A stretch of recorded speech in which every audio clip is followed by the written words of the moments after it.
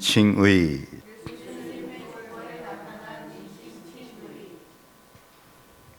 며칠 전에 우연히 킹 제임스 성경, 영국의 제임스 1세가 1611년에 영어로 번역하도록 한 킹 제임스 성경만 유일하게 영감된 참 성경이라고 주장하는 이 성경 침례교회라고 하는 한 이단적인 교파의 한 목사가 이 마태복음 전체 개론에 대해서 설명하는 것을 제가 듣고 깜짝 놀랐습니다.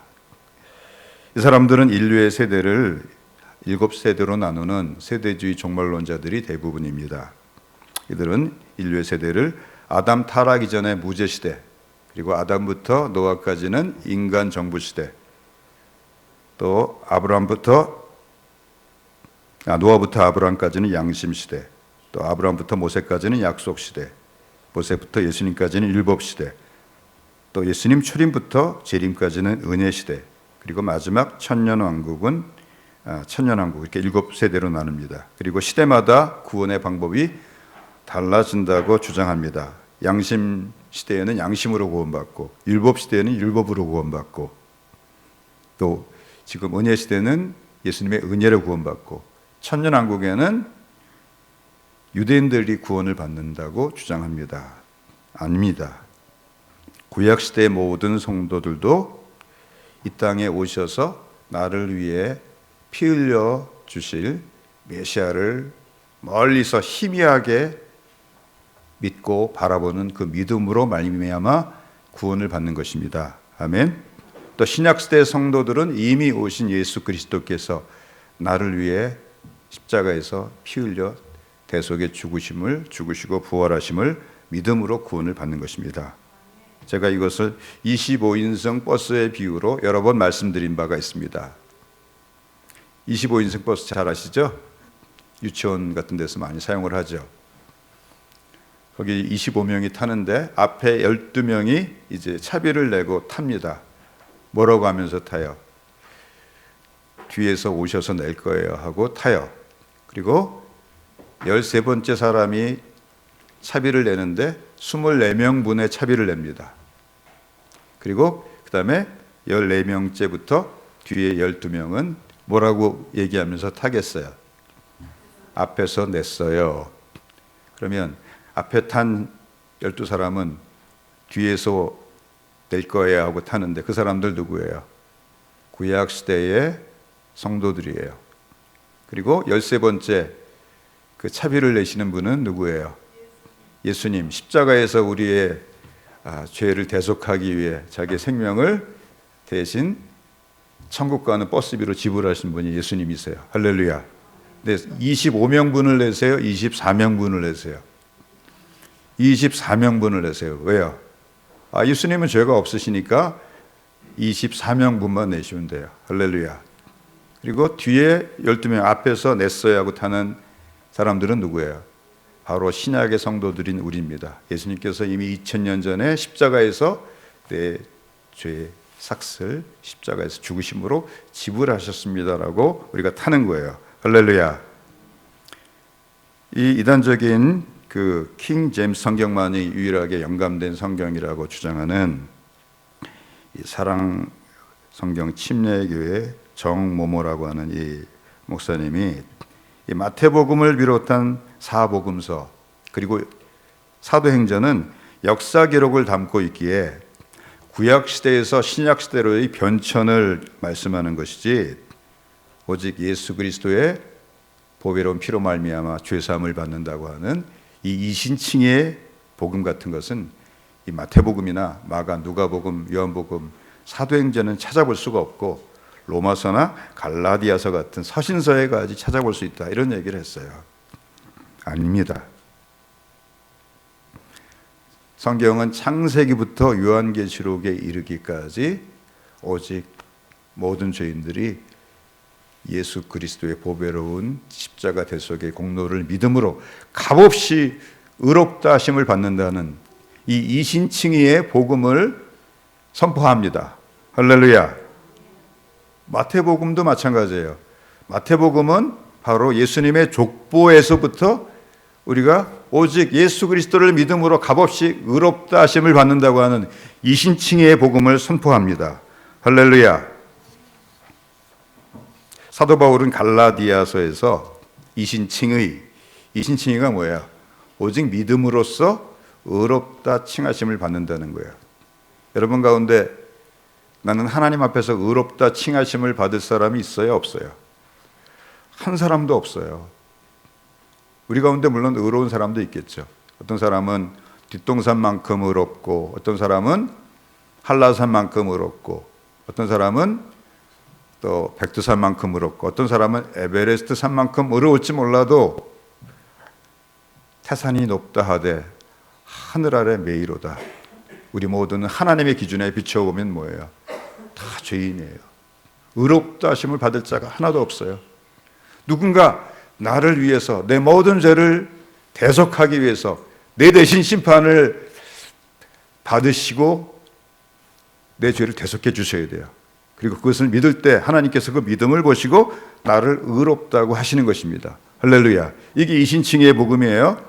그런데 성경은 예수님 오시고 나서부터 이신칭의의 복음이 시작된 것이 아니고 벌써 믿음의 조상인 아브라함 때부터 이 이신칭의의 복음으로 의롭다 하심을 받았다고 말을 하고 있습니다. 갈라디아서 3장 3절에서 3장 5절에서 7절을 보면 아브라함의 믿음을 인용하면서 아브라함이 어떻게 의롭다 하심을 받았는지를 말하고 있습니다. 같이 읽겠습니다. 너에게 성령을 주시고 너희 가운데서 능력을 행하시는 이의 일이 율법의 행위에서냐 혹은 듣고 믿음에서냐? 아브라함이 하나님을 믿음에 그것을 그에게 의로 정하셨다 함과 같으니라. 6절 그런즉 믿음으로 말미암은 자들은 아브라함의 자손인 줄 알지어다. 누가 아브라함의 자손이에요? 유대인들 육신적인 유대인들이 아브라함의 자손이 아니고 지금은 누구든지 아브라함처럼 하나님의 은혜를 바라보고 믿는 그 믿음을 가진 사람들이 아브라함의 후손이라는 거예요. 할렐루야. 또 하나님이 이방을 믿음으로 말미암아 의로 정하실 것을 성경이 미리 알고 먼저 아브라함에게 복음을 전하되 모든 이방인이 너로 말미암아 복을 받으리라 하였느니라. 그러므로 믿음으로 말미암은 자는 믿음에 있는 아브라함께 복을 받느니라. 여기 모든 이방인이 너로 말미암아 복을 받으리라 이 말씀은 창세기 12장 3절 말씀을 인용하신 것입니다. 땅의 모든 족속이 너로 말미암아 복을 받으리라. 무슨 복을 받아요? 예수 그리스도로 말미암아 구원받는 복을 받게 된다는 거예요. 아브라함의 후손으로 오셔서 우리 죄를 대속하게 해 죽으시고 부활하신 예수 그리스도를 믿을 때 값없이 의롭다 하심을 받고 하나님의 자녀가 되는 그 복을 받는다는 것입니다. 할렐루야. 이 갈라디아서 3장 5절에서 7절 말씀은 창세기 15장 5절에서 6절 말씀을 근거로 해서 말씀하신 것입니다. 그를 이끌고 밖으로 나가 이르시되, 여기서 그는 아브라함이에요. 이끌고 나가신 분은 하나님이세요. 하늘을 우러러 무뼈를 셀 수 있나 보라. 또 그에게 이르시되 내 자손이 이와 같으리라. 아브라함이 여호와를 믿으니 여호와께서 이를 그의 의로 여기시고. 하나님께서 언제 아브라함을 의롭다고 하셨어요? 할례 받은 이후에? 아닙니다. 할례 받기 벌써 10몇 년 전인 이때 하나님이 약속하신 것을 믿으니까 우리를 의롭다고 하시는 거예요. 할렐루야. 우리가 어떻게 의롭다 하심을 받아요? 예수님께서 바로 당신의 죄를 위해서 십자가에서 죽으시고 부활하심으로 당신의 모든 죄를 사셨습니다 라고 하는 이 복음을 우리가 믿고 온 마음과 인생을 다 들여서 그 복음을 내가 받아들이고 그 복음에 내 인생을 드릴 때, 예수님을 나의 주님으로 모실 때 하나님이 나를 보시고 내 믿음을 보시고 의롭다 하시는 거예요. 할렐루야. 그래서 로마서 4장에 보면은 이 아브라함과 다윗의 자손인 예수 그리스도의 계보라라고 시작되는 예수님의 족보에 나타나는 제일 중요한 두 인물, 아브라함과 다윗이 모두 값없이 믿음으로 말미암아 의롭다 하심을 받았다라고 말을 하고 있습니다. 로마서 4장을 봅시다. 로마서 4장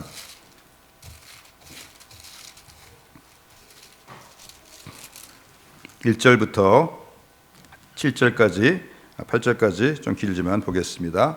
먼저 한 절씩 교독합니다. 그런즉 육신으로 우리 조상인 아브라함이 무엇을 얻었다 하리요. 2절 만일 아브라함이 행위로서 의롭다 하심을 받았으면 자랑할 것이 있으려니와 하나님 앞에서는 없느니라. 성경이 무엇을 말하느냐? 아브라함이 하나님을 믿음에 그것이 그에게 의로 여겨진 바 되었느니라. 아브라함이 어떻게 하나님 보시기에 의롭게 되었어요? 하나님의 약속을 믿으니까 하나님이 나를 믿어주는 너를 내가 의롭다 하신다 선언하셨다는 거예요. 4절 일하는 자에게는 그 삭시 은혜로 여겨지지 아니하고 보수로 여겨지거니와 이를 아니할지라도 경건하지 아니한 자를 의롭다 하시는 이를 믿는 자에게는 그의 믿음을 의로 여기시나니. 일한 것이 없다는 말은 하나님 앞에 의롭게 행한 것이 없다 그 말이에요. 일한 것이 없이 하나님께 의로 여기심을 받는 사람의 복에 대하여 다윗이 말한 바 불법이 사함을 받고 죄가 가리어짐을 받는 사람들은 복이 있고 주께서 그 죄를 인정하지 아니하실 사람들은 복이 있도다 함과 같으니라. 누가 이렇게 고백했어요?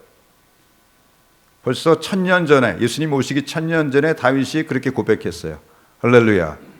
이처럼 값없이 예수 그리스도로 말미암아 의롭다고 인정함을 받는다는 이신칭의의 복음을 구약시대 때 벌써 믿은 그 사람, 두 사람으로 바로 예수님의 족보에 등장하는 대표적인 두 인물 아브라함과 다윗을 들어서 말씀을 하고 있습니다. 할렐루야. 우리가 다윗이 어떻게 정말 의롭다 하심을 받았는지를 한번 살펴봅시다. 마태복음 1장 6절에 보니까 이새는 다윗 왕을 낳으니라. 다윗은 우리아의 아내에게서 솔로몬을 낳고, 아니 자기 아내에게서 솔로몬을 낳지 어떻게 남의 아내에게서 솔로몬을 낳아요? 다윗의 범죄를 지적하는 거예요. 우리아를 죽이고 그 아내를 빼앗아서 낳은 아들이 솔로몬인데 그 솔로몬이 예수님의 조상이 되었다는 거예요. 다윗은 충직한 신하 우리아를 죽이고 그 아내를 빼앗은 사람입니다. 그 과정에서 그는 5, 6, 7, 8, 9, 10계명 다 어깁니다. 1, 2, 3, 4계명 다 어깁니다. 그는 살인하지 말라라고 하는 6계명을 어기고 우리아를 죽이기 위해서 살인을 계획적으로 교사한 1급 살인범입니다. 또한 간음하지 말라라고 하는 이 7계명을 어기고 우리의 아내 밧세바와 간음한 7계명을 어긴 사람이고 그것도 몰래 남편이 살아있는 여인을 남편이 없는 사이에 유혹해서 또 왕의 권위를 가지고 강압해가지고 동침했으니 이 도둑질하지 말라고 하는 8계명도 어겼어요. 또 자기의 씨가 들어서자 그것을 감추려고 우리아를 불러들여서 우리아의 씨로 포장하려고 하다가 여의치 않으니까 우리아를 죽이라고 하는 편지를 우리아의 손에다 들려가지고 요압 장군의 손에 들려가지고 죽이는 끔찍한 죄를 범했어요. 내 이웃에 대하여 거짓 증거하지 말라고 하는 9계명도 어겼어요. 또 10계명이 내 이웃의 집을 탐내지 말라. 내 이웃의 아내나 그의 남종이나 여종이나 그의 소나 그의 나귀나 물은 내 이웃의 소유를 탐내지 말라라고 이제 되어 있는 계명인데 이웃의 아내를 탐냈으니까 10계명도 어겼어요. 5계명 내 부모를 공경하라만 안 어겼습니까? 성경에는 내 부모는 공경하라 그랬고요. 자식을 죽이지 말라는 계명이 없어요. 왜? 그건 인간의 본성이기 때문에. 아무리 약한 사람도 자식은 안 죽여요. 근데 자식 같은 충직한 신하 우리아를 죽였어요. 그러니까 5계명 이상의 죄를 범한 거예요. 또 골로새서 3장 10절 하반절에 탐심은 곧 우상 숭배라고 했는데 그는 남의 아내를 탐냈으니까 이 제2계명 우상 숭배하지 말라는 계명을 어겼어요. 또 나단 선지자가 그의 죄를 책망할 때 너는 여호와의 말씀을 업신여겼다. 나를 업신여겼다라고 하나님이 말씀하셨으니까 그는 하나님을 사실상 부인한 거예요. 너는 나 외에 다른 신을 내게 있게 하지 말라고 하는 제1계명을 어겼어요. 또 원수로 회방할 거리를 얻게 하였다고 했으니까 여호와의 이름을 망령되 일컫지 말라고 하는 상계명도 어겼어요. 또 이는 여호와 하나님의 안식을 방해한 것으로 제4계명 안식일을 기억하여 거룩히 지키라고 하는 계명의 정신도 어겼어요. 그러니까 다윗은 1계명부터 10계명까지 모든 계명을 다 어겼어요. 그런데 놀랍게도 사도행전 13장 22절을 보니까 여호와 하나님께서 이렇게 말씀을 하십니다. 내가 이새의 아들 다윗을 만나니 내 마음에 맞는 사람이라 내 뜻을 다 이루리라 하시더니, 어떻게 이렇게 악한 사람을 하나님이 내 마음에 맞는 사람이고 내 뜻을 다 이룰 것이라 말씀하십니까?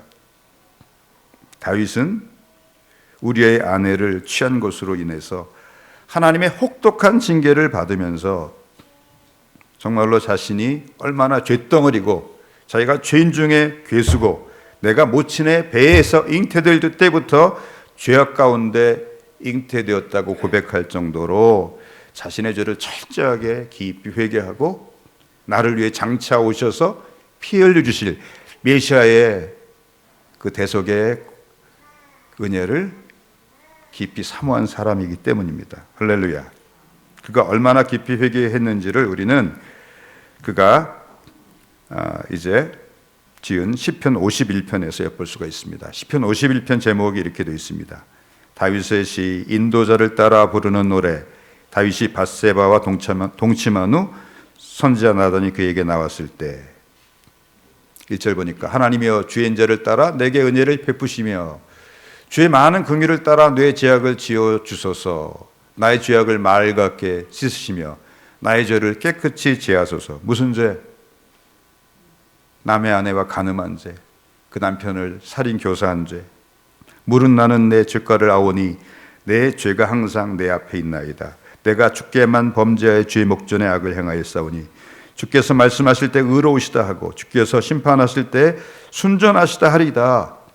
내가 범죄했을지라도 내가 진실로 회개하고 애통할 때 하나님이 나를 의롭다고 해 주실 것을 믿었어요. 그는.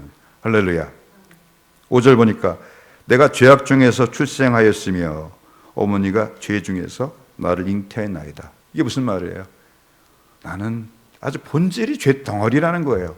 나한테 나올 수 있는 것은 뭐밖에 없어요? 죄밖에 없다는 거예요.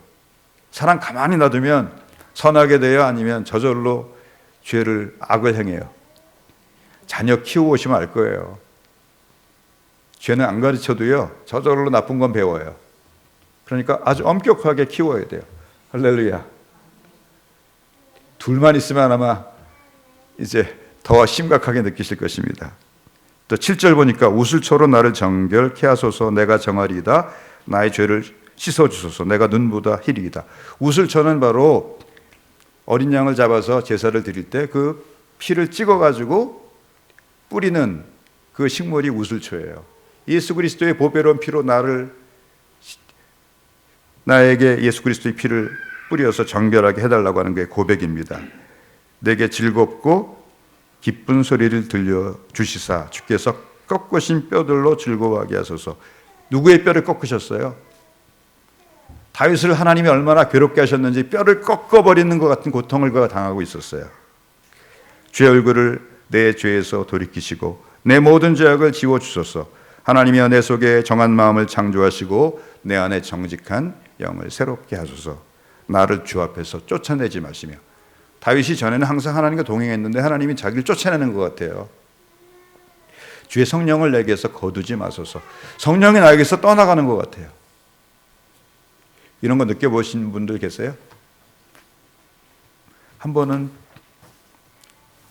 성령을 거두신다는 것이 얼마나 무서운 것을 우리가 알아야지만 하나님을 아주 간절하게 붙잡게 될 줄 믿습니다. 주의 구원의 즐거움을 내게 회복시켜 주시고 자원하는 심령을 주사 나를 붙드소서. 구원의 즐거움이 다 떠나갔어요.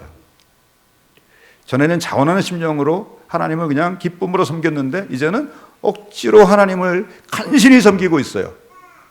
다윗의 상태를 말하는 거예요. 그런데 그 다음 절에서 다윗은 이렇게 고백합니다. 그리하면 내가 범죄자에게 죄의 도를 가르치리니 죄인들이 죽게 돌아오리이다. 하나님이여 나의 구원의 하나님이여 피 흘린 죄에서 나를 건지소서. 내 혀가 주의 의를 높이 노래하리이다. 다윗이 범죄자에게 주의 도를 가르치리니 라고 노래하고 있는데, 다윗이 가르치겠다고 하는 주의 도가 무엇입니까?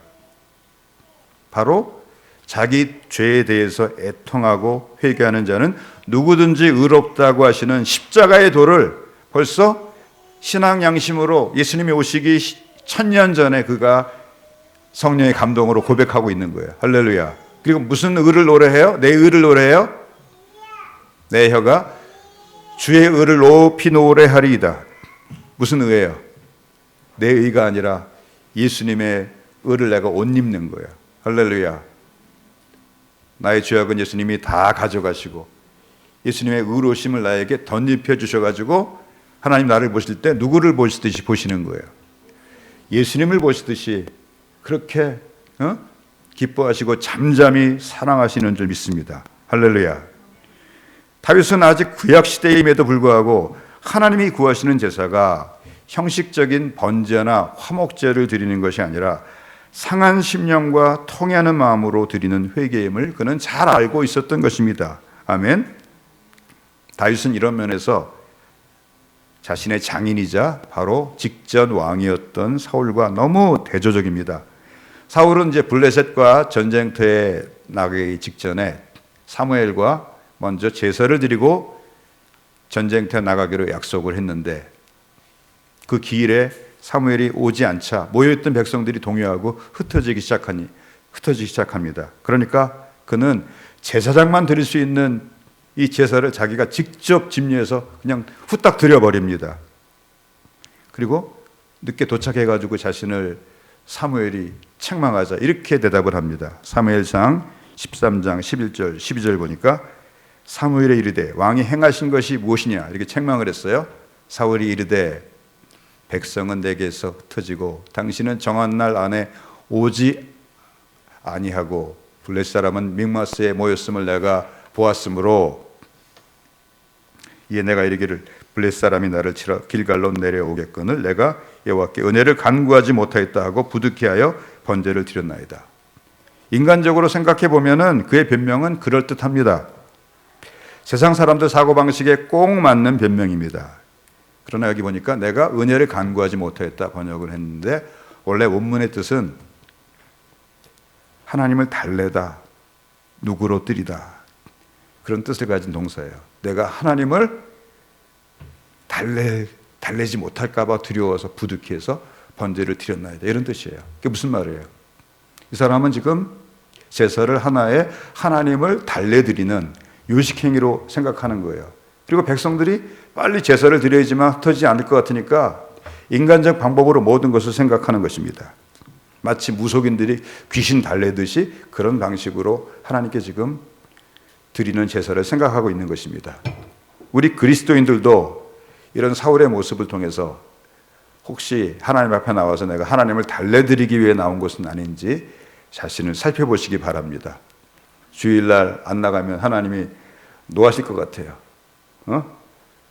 마치 운동을 열심히 해서 땀을 뻘뻘 흘렸는데 샤워를 안 하면 얼마나 찜찜해요. 그래서 우리가 주일에 나와서 예배를 드리는 분들이 한 분도 없게 되길 바랍니다. 항상 나올 때마다 감사하는 마음으로 나오세요. 할렐루야.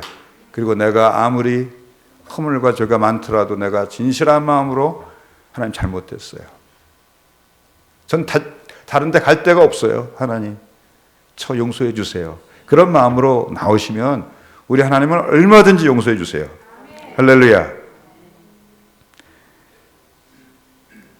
이런 사울과 달리 다윗은 시편 51편 16절에서 이렇게 고백합니다. 주께서는 제사를 기뻐하지 아니하시나니, 번제, 화목제, 마음의 중심도 없이 드리는 그런 제사 안 기뻐하신다는 거예요. 그렇지 않으면 내가 드렸을 것이라. 주는 번제를 기뻐하지 아니하시나이다. 주께서 구하시는 제사는 상한 심령이라. 하나님이여 상하고 통회하는 심령을 주께서 멸시치 아니하시리이다. 제사를 드려도 하나님께 우리가 통회하고 자복하는 마음으로, 상한 심령으로, 내 죄에 대해서 애통하는 마음으로 하나님께 나올 때 하나님은 그 마음을 절대로 무시하지 않으시고 멸시하지 않으신다는 거예요. 그래서 죄 때문에 망하는 것이 아니고 회개치 않아서 망하는 거예요. 따라서 봅시다. 죄 때문에 망하는 것이 아니라 회개치 않아서 망한다. 다윗은 아직 구약시대임에도 불구하고 하나님께서 원하시는 제사가 형식적인 번제나 화목제가 아니라 통회하고 자복하는 심령임을 알고 있으니 어찌 하나님께서 내가 이새의 아들 다윗을 만나니 내 마음에 합한 사람이라 내 뜻을 다 이루게 하리라 라고 말씀하지 아니하시겠습니까? 반면에 이 사무엘이 진노해서 사울에게 여호와의 말씀, 심판의 말씀을 전할 때 사울의 반응은 어떻습니까? 사무엘상 13장 13절 14절에 보니까 사무엘이 사울에게 이르되 왕이 망령되이 행하였도다. 왕이 왕의 하나님 여호와께서 왕에게 내리신 명령을 지키지 아니했도다. 그리하였더라면 여호와께서 이스라엘 위에 왕의 나라를 영원히 세우셨을 것이거늘. 15절 사무엘이 것이었늘 지금은 왕의 나라가 길지 못할 것이라 여호와께서 왕에게 명령하신 바를 왕이 지키지 아니하였으므로 여호와께서 그의 마음에 맞는 사람을 구하여 그의 백성의 지도자로 삼으실 것입니다가 아니고요, 삼으셨느니라요. 완료형이에요. 이미 하나님이 당신은 버렸고 이미 하나님이 새로운 지도자를 선택하셔서 그 자리에 앉히실 걸 작정하셨다는 거예요. 그럼 이 정도의 심판의 말씀을 들으면 어떻게 돼요? 그 자리에서 옷을 찢고 머리를 풀어헤치고 굵은 베옷을 입고 머리에 재를 뿌리고 그렇게 하나님 앞에 하나님 잘못했습니다. 한 번만 용서해 주세요. 한 번만 용서해 주세요. 그럼 하나님 용서 안 해주시겠어요? 근데 사울은 보면은 아무런 반응이 없어요. 도리어 사무엘이 떠나자마자 군사 수요부터 셉니다. 사무엘상 13장 15절입니다. 사무엘이 일어나 길갈에서 떠나 베냐민 기브아로 올라가니라. 사울이 자기와 함께한 백성의 수를 세어보니 600명 가량이라. 그러니까 사울은 지금 어떻게 생각하는 거예요? 속으로 이렇게 생각하는 것입니다. 아, 저 놓쳤네. 또 쓸데없는 소리 하네. 하나님의 심판의 말씀조차 농담으로 여기는 거예요. 반면에 다윗은 여호와 하나님께서 나단 선자를 보내서 그의 죄를 책망하면서 그 징벌로 너희 집에서 영원토록 칼이 떠나지 않을 것이라고 하는 무서운 심판의 선언을 듣자 바로 그 자리에서 내가 여호와께 죄를 범하였노라 라고 회개합니다. 왕이 부하들 다 보는 앞에서 내가 여호와께 죄를 범하였노라. 자기의 죄를 시인하는 거 쉬워요? 내가 남의 아내를 빼앗아 가지고 간음을 했고 그 죄를 숨기기 위해서 부하를 살인교사에 죽였어요. 이 죄를 시인해야 돼요. 쉬운 일이에요? 어려운 일이에요. 근데 다윗은 내가 여호와께 범죄했노라 그 죄를 즉시로 시인합니다. 할렐루야. 그리고 나단 선지자가 하나님의 심판으로 당신과 밧세바 사이에 낳은 그 아이는 하나님이 죽이실 것입니다. 당신은 죽이지 아니하시지만 그 아이는 죽이실 것입니다 라고 선언함에도 불구하고 하나님 앞에 7일 동안 금식하면서 머리에 재를 뒤집어 쓰고 하나님 앞에 살려달라고 기도를 해요. 신하들이 아무리 왕에게 음식을 먹으라고 해도 안 들어요. 그러다 뒤에서 보니까 신하들이 수근거려요. 물어봐요. 아이가 죽었느냐? 죽었다고 하니까 즉시 일어나서 몸을 씻고 옷을 깨끗하게 새 옷으로 갈아입고 성전에 올라와 하나님께 경배를 드리고 나서 음식을 차리고서 먹어요. 그러니까 신하들이 하도 이상해가지고 이렇게 묻습니다. 아이가 살았을 때는 그를 위하여 금식하고 우시더니 죽은 후에는 일어나서 잡수시니 일이 어찌 됨이니까? 그러자 다윗이 이렇게 대답합니다. 사무엘하 12장 22절 이르되 아이가 살았을 때 내가 금식하고 운 것은 혹시 여호와께서 나를 불쌍히 여기사 아이를 살려주실는지 누가 알까 생각함이거니와 지금은 죽었으니 내가 어찌 금식하랴 내가 다시 돌아오게 할 수 있느냐 나는 그에게로 가려니와 그는 내게로 돌아오지 아니하리라 하니라. 이게 무슨 말씀이에요? 다윗은 하나님이 정하셨다고 할지라도 정말로 내가 하나님 앞에 내 죄를 진실로 통회하고 자복할 때 하나님이 뜻을 돌이키시사 그 아이를 살려주실 수 있는 하나님이라고 믿었다는 거예요. 그만큼 하나님은 노아기를 더디하시고 또 그 뜻을 돌이키기를 기뻐하시는 하나님이라고 믿었다는 거예요. 근데 하나님이 안 돌이키셨잖아요. 그러면 내가 하나님이 정하신 것을 내가 순종할 수밖에 없지 않느냐, 그렇게 말을 하고 있는 것입니다. 할렐루야. 사울은 이 사무엘의 제사장권을 침탈해가지고 자기 멋대로 번제와 화목제를 드리는 그 죄를 범함으로 왕위에서 폐위됨의 선언을 받은 후에도 전혀 변하지 않고 똑같은 범죄를 합니다. 이와 하나님께서 아말렉을 쳐서 그들의 모든 소유와 남녀와 소와 어린아이와 젖먹는 아이와 우양과 낙타와 나귀 모두를 진멸하라고 하셨음에도 아말렉 왕 아각을 죽이지 않고 사로잡고 양과 소중에 기름진 것과 좋은 것은 진멸하지 않고 남겨둡니다. 많은 사람들이 이제 왜 하나님이 이렇게 잔인하십니까? 이렇게 묻는 분들이 계실지 모르겠어요. 이렇게 생각하시면 돼요. 구제역이 돌면 어떻게 돼요? 구제역이 돌면 어떻게 하죠? 그 지역의 모든 돼지 다 죽이죠.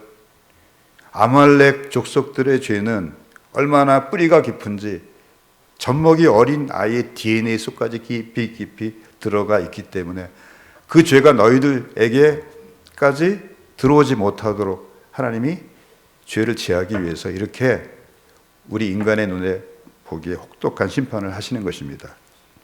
근데 이 사울은 아말렉 왕 아각을 명령을 어기고 죽이지 않습니다. 왜냐하면 개선할 때 그 아말렉 왕에게 칼을 씌우고서 이런 수레에다가 가둬가지고서 개선을 하면은 사람들이 보고서 자기에게 얼마나 칭송을 하겠어요. 자기 명예를 위해서 하나님 말씀 어기는 거예요. 또 왜 좋은 우양들을 죽이지 않고 살려두었습니까? 백성들의 눈치를 보니까 토실토실한 이 양하고 소를 왜 죽여? 나한테나 주지 하는 백성들의 마음을 읽었기 때문에 백성들의 마음을 얻기 위해서 안 죽인 거예요. 그러나 사울은 백성들의 마음을 얻었는지는 몰라도 하나님의 마음을 얻지는 못했어요. 이 일로 도리어 그는 완전히 하나님께 버림을 받게 됩니다. 근데 참 이상한 일이 있습니다. 하나님이 버리신다고 말씀하셨는데도 그 다음에 그는 왕위에 약 20년 이상 있으면서 아무런 징계도 안 받아요. 왕이 몇 년이나 더 있었다고요? 20년 이상이나 있었는데 아무런 징계도 안 받아요. 근데 다윗은 어때요? 바로 그때부터 하나님의 징계가 시작됩니다. 내 집안에 칼이 떠나지 않는다 하신 말씀처럼 큰아들 암논이 자기 이복누이 다말을 연모하다가 안 되니까 자기 집안으로 끌어들여가지고 성폭행을 해요. 그러니까 그것도 친오라비, 다말의 오라비 압살롬이 2년 후에 또 잔치를 벌인다고 해서 거기에 큰형 암논을 초청해서 죽여버리고 도망가요. 그리고 3년 있다 돌아온 이후에 아버지에게 그 일을 공정하게 처리해 주지 않은 것에 대한 원망한 마음을 가지고 반란을 일으키죠. 그리고 어떤 일이 일어납니까? 아버지가 도망가면서 아들하고 싸울 수가 없으니까 도망가는 거예요. 왕궁을 지키라고 후궁 10명을 두고 갔는데 후궁 10명과 함께 대낮에 백주에 백성들 앞에서 동침을 해요. 아이도벨이라고 하는 모사가 그 악한 꾀를 낸 거예요. 왜냐하면 아들과 아버지를 완전히 원수가 되게 해서 압살롬 편에 선 사람들이 돌이킬 수가 없게 만드는 거예요. 아주 악한 꾀죠. 근데 이 말씀도 하나님이 하신 말씀대로 이루어진 거예요. 너는 은밀히 행했지. 나는 백주에 행할 것이다. 그리고 몇 배로 갚아주세요. 한 명을 빼앗았는데 여기는 10명의 아버지의 후궁을 범하는 끔찍한 폐륜을 저지르게 됩니다. 이 모든 일이 왜 일어납니까? 다윗이 하나님이 택하신 자녀이기에 하나님이 그를 징계하시기 위해서 그 다윗이 얼마만큼 회개하기를 원하시냐면 그 회개의 눈물에 침상이 두둥둥 떠다닐 정도로 눈물을 흘리는 회개를 원하시는 거예요. 왜? 그래야지 다시 그 죄를 안 범해요. 왜 그렇다고요? 그 정도로 뼛속 깊이 회개를 해야지만 다시 그 죄를 범하지 않기 때문에 이렇게 하나님이 혹독하게 징계를 하시는 거예요. 그래서 시편 6편 6절에서 9절 보니까 내가 탄식함으로 피곤하여 밤마다 눈물로 내 침상을 띄우며 내 유를 적신하이다. 내 눈이 근심으로 말미암아 쇠하며 내 모든 대적으로 말미암아 어두워졌나이다. 얼마나 많은 대적들이 괴롭히는지, 반란을 일으키고 죽이려고 하는지 눈이 다 쇠해졌어요. 저도 힘든이 나갈 때 한 10년 사이에 시력이 마이너스 4에서 마이너스 8이 됐어요. 잘 보이질 않아요. 할렐루야. 왜 사울에게는 징계가 없습니까? 그는 사생자요 하나님의 참 자녀가 아니기 때문입니다. 여러분 마음대로 살아도 아무 일도 없어요? 여러분 하나님의 자녀가 아니에요. 근심해야 돼요. 여기에 쓰인 사생자란 말은 헬라어로 노도스인데 사생자 혹은 가짜란 뜻이에요. 사생자는 아버지가 누군지도 모르는 아이를 말합니다. 원래 유대교에서는 율법에 금지된 이방인들하고 결혼해서 태어났다든지 아니면 근친상간에 의한 죄악에 의해서 태어난 아이를 말재림, 사생아라고 규정을 합니다. 그러므로 이 아이는 하나님의 말씀에 순종했다면 태어나지 않았을 아이인데 불순종해서 태어난 아버지 족보에 오를 수가 없는 아이인 거예요. 사울은 이처럼 사생자이기 때문에 징계는 없었지만 그러나 마지막 순간에 하나님께서 얼마나 무섭게 심판하시는지 세 아들과 함께 한날에 죽습니다. 그 목은 잘려가지고 블레셋 5개 성읍에 돌림방을 당해요. 그리고 그 갑옷은 벗겨져서 전리품이 돼가지고 이 블레셋의 아스타롯이라고 하는 신전에 전시가 돼요. 전리품으로. 그리고 그 갑옷이 벗겨진 그 벌거벗은 몸은 벌거벗은 채로 목이 잘려진 채로 벳산이라고 하는 성벽에 못에 박혀요. 얼마나 끔찍한 심판이에요. 시편 73편에 아삽의 시처럼 된 것입니다. 이 아삽이라는 사람이 악인들이 형통하는 것을 보고 시험에 들었어요. 왜냐하면 자기는 하나님 대로 살려고 하는데 아침마다 징계를 당해요. 조금만 잘못해도 하나님이 그냥 얼마나 채찍을 드시는지 참 힘들어요. 저기 저 집사람이 앉아있는데 저는 저 집사람한테 조금만 잘못하면 하나님께서 얼마나 그냥 괴롭게 하시는지 모르겠어요. 지난번에 제주도를 도착을 했는데 집사람이 무슨 소리 하길래 제가 좀 뭐라 그랬어요. 근데 지갑을 두고 렌트카를 탄 거예요.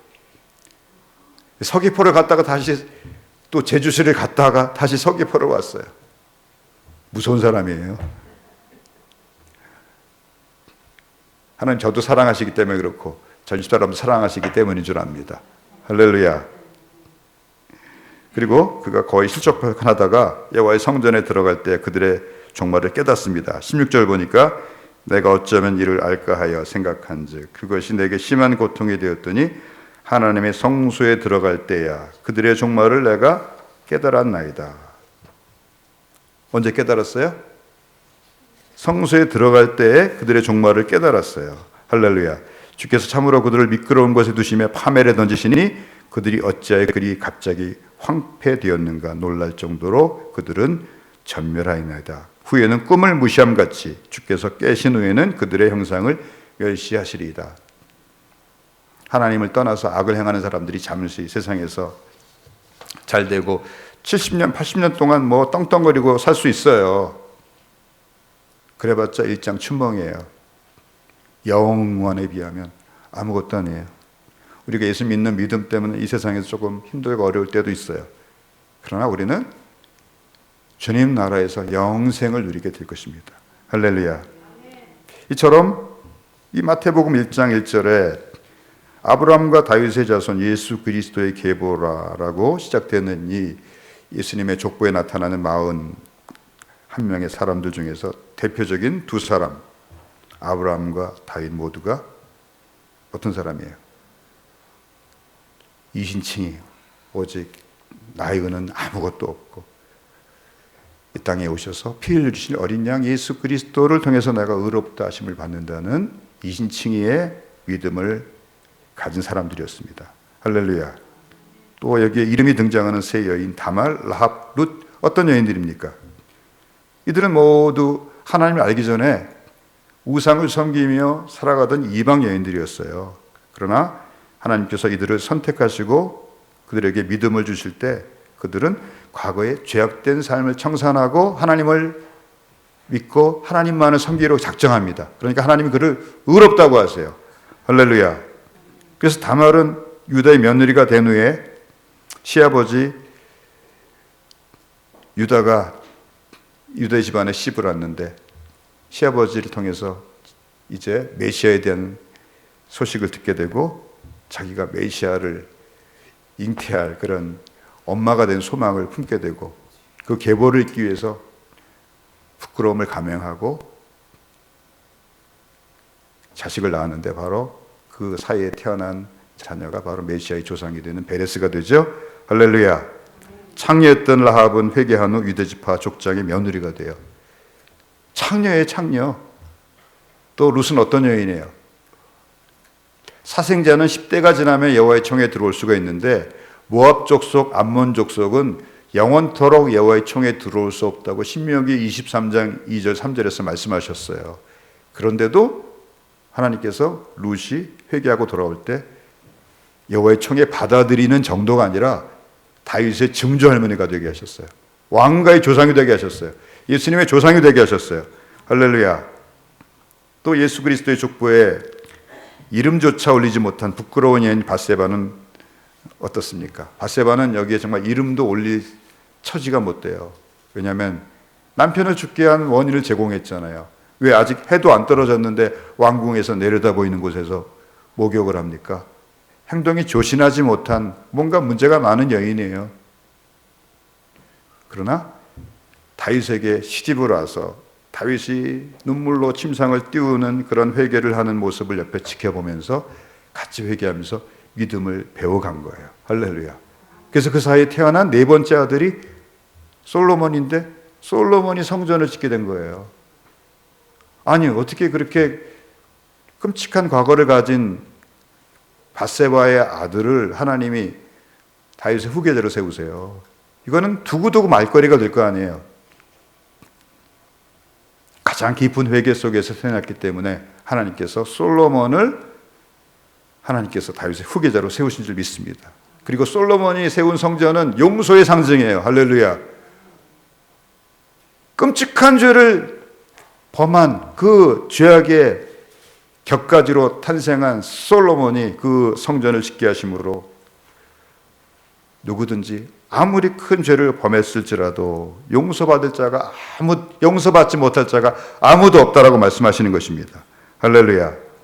그러므로 신약 성경의 시작인 이 마태복음 예수 그리스도의 족보에는 마틴 루터나 요한 웨슬레가 붙잡은 로마서 1장 17절 말씀만큼이나 이신칭의 복음이 나타나 있어요. 마틴 루터하고 요한 웨슬레가 붙잡은 말씀이 로마서 1장 17절 복음에는 하나님의 의가 나타나서 믿음에 이르게 하나니 오직 의인은 믿음으로 말미암아 살리라. 살아난다는 거예요. 죄를 범했어도 예수 그리스도께서 십자가에서 나를 위해 죽으시고 부활하신 나의 주 나의 그리스도이심을 믿으면 그 사람은 살아난다는 거예요. 할렐루야. 우리나라의 70년대 80년대 복음이 급속도로 퍼져나갈 때 CCC에서는 사형리 전도법의 마지막 부분에서 전도자가 이제 대상자가 마음으로 이 사형리 복음을 믿기로 결심하십니까? 라고 묻은 다음에 예수님 영접 기도를 입으로 따라하라고 합니다. 이것은 로마서 10장 10절 말씀에 근거한 거예요. 사람이 마음으로 믿어 의에 이르고 입으로 신하여 구원에 이르느니라. 사람들이 착각을 해서 이거를 순서로 생각을 해요. 먼저 마음으로 믿고 두 번째 입으로 신하면 구원을 받는다.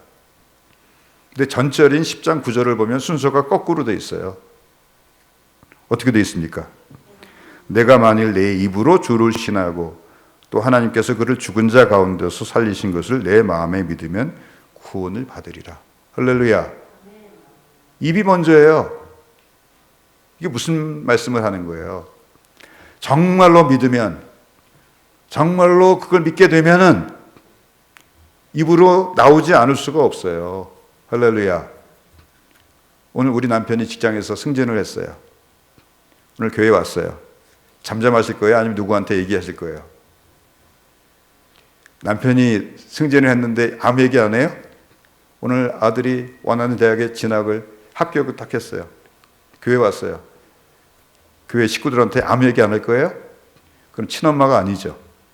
친엄마라면 저절로 입에서 나오게 되죠. 왜냐하면 그 기쁨이 가득한 것이 입으로 나오게 되는 것처럼 우리가 정말로 예수님을 내 인격적인 구주로 모셔드릴 때 우리 입에서는 예수님을 시인하고 증거하는 그 고백이 저절로 터져 나오게 되는 것입니다.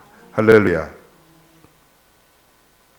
미국의 18세기 제1차 대각성 운동의 지도자인 조나단 에드워즈라고 하는 목사님이 계십니다. 그가 신앙과 감정이라는 책에서 이렇게 썼습니다. 사람이 타락할 때 지성과 감정 모두가 타락하는데 지성은 어리석어져서 하나님이 없다고 하고 감정은 또 타락해서 하나님을 싫어하게 된다 그랬어요. 근데 반대로 그가 거듭나서 예수님을 주로 모시게 될 때 어떻게 되겠어요? 그 지성이 새로워져서 하나님이 살아계신 것을 알게 돼요. 할렐루야. 전에 미워하던 하나님이 너무나 좋은 거예요. 할렐루야. 그래서 온 마음으로 하나님을 믿게 되는 거예요. 그래서 믿음은 영어로 말하면 belief가 아니고 faith예요. faith. belief는 그냥 인정하는 거죠. 머리로. 이걸 인정합니다. 그게 믿음이 아니고요. 내 지성과 감정과 의지와 전 인격을 동원해서 예수님을 내가 내 구주로 믿고 받아들일 뿐만이 아니라 내 인생을 주님께 맡기는 거예요. 할렐루야. 그게 믿음이에요. 그럼 하나님이 여러분들을 의롭다고 하십니다. 우리 모두에게 아브라함처럼 다윗처럼 예수 그리스도의 족보에 나오는 믿음의 여인처럼 또 솔로몬도 보세요. 솔로몬이 얼마나 죄를 많이 졌어요. 왕이 하지 말라고 하는 건 다 범했어요. 병마를 많이 두지 말라고 그랬는데 마병을 1만 2천 명이나 두었어요. 아내를 많이 두지 말라고 그랬는데 아내를 1,000명이나 두었어요. 은금을 많이 쌓지 말라고 그랬는데 그는 은금을 많이 쌓았어요. 그래 마침내는 1,000명의 이방 여인들이 유혹을 하는 것을 그가 못 이기고 그들을 위해서 우상의 신전을 지어주고 자기도 우상 속에 빠졌어요. 근데 어떻게 솔로몬이 지은 이 전도서가 여기 성경에 있습니까? 잠언이 성경에 있습니까? 그가 말년에 회개했어요. 할렐루야. 헛되고 헛되고 헛되고 헛되니 모든 것이 헛되도다. 하나님을 떠난 모든 것이 헛되도다라고 깨닫고 다시 여호와 하나님께로 돌아와 자기 인생을 드릴 때 하나님이 그를 의롭다고 하셨습니다. 그러므로 우리 가운데 하나님 앞에 나와서 용서받지 못할 죄인이 한 사람도 없어요. 우리가 어떤 죄를 범했든지 지금 어떻게 뒤로 물러서 있든지 우리는 주님 앞에 나와서 하나님 잘못했어요. 저는 다른 데 갈 곳도 없어요. 다른 데 갈 데 있으세요? 갈 데가 없어요. 주님밖에 없어요. 불쌍히 여겨주시고 용서해 주세요. 그럴 때 주님이 나를 또 받아주시고 또 하나님의 말씀대로 살 수 있는 새 힘을 주십니다. 성경은 이 복음으로 가득 차 있어요. 이 복음이 여러분들의 것들이 되기를 우리 주님의 이름으로 축복합니다.